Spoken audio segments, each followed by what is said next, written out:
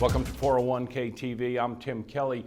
We're here at the W Hotel in Westwood, California. We just finished a trial event at UCLA. I'm joined by one of the lecturers there, Don Trone from 3Ethos. Welcome, Don. Good morning, Tim.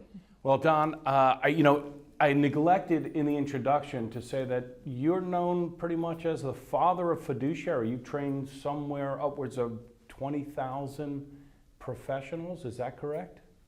I don't know if that's the exact number, but I'd say pretty close to that number of people I've either trained or my material has been used in training programs. That's correct, and that's over about a 29-year period. Wow, that's a long time. Don, we've just hit kind of a watershed event with the DOL rule. There's a lot of questions. We're about a month in now. Everybody's had an opportunity to take a deep breath. Why don't you give me your assessment of that and what it means to plan sponsors? A lot of people are going to be surprised by my reaction to the DOL rule. I've been such a strong proponent of fiduciary standards, and yet I'm very much opposed to what the DOL has done, largely because it's not a fiduciary standard, it's just complex and punitive rules. Fortunately for plan sponsors, I think the impact is going to be minimal. Probably the most significant impact is going to be that the new rules are going to make it more difficult to roll money out of a 401k into an IRA or into an IRA rollover. And that was one of the objectives of the DOL and its proponents, the people that were advocating for the rule. They wanted to make it tougher.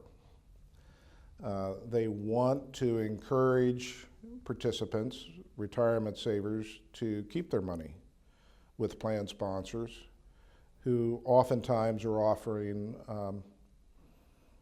a more inexpensive solution for the retirement saving. However, and I think this is the message, most important message to the plan sponsors, what's not new, and CEOs and the C-suite have known this for years, is that 70% of American workers wake up in the morning, are not emotionally engaged in their job, they're not inspired by the company they work for. That spill over into the retirement savings. Exactly. You know, if there's questions about trusting the employer, the plan sponsor, then they're gonna have questions of trust regarding the 401k plan. If they don't trust the man, they're not going to trust the man's 401k. Right. Hey, Don, let me ask you a question. You talked about the impact and the bite of the DOL rule. Did it just miss on fiduciary? Because we're trying to understand from the perspective of the sponsor, was this supposed to be more of a fiduciary rule than it was? Did they just miss the mark?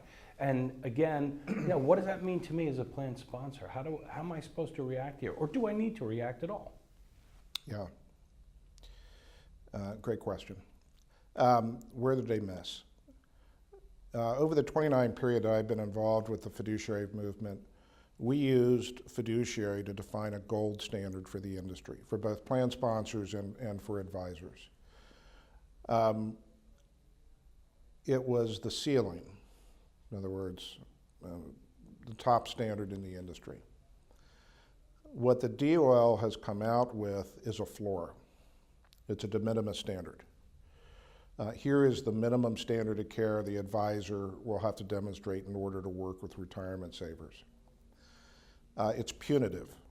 The proponents that advocated for this, I don't think had the best interest of retirement participants in mind.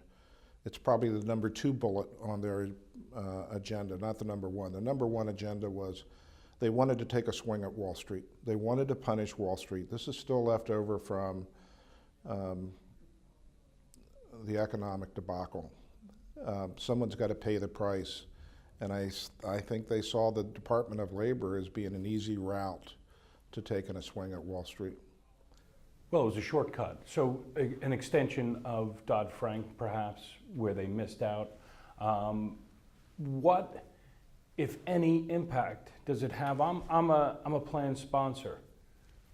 Do I need to worry? Do I need to do something different?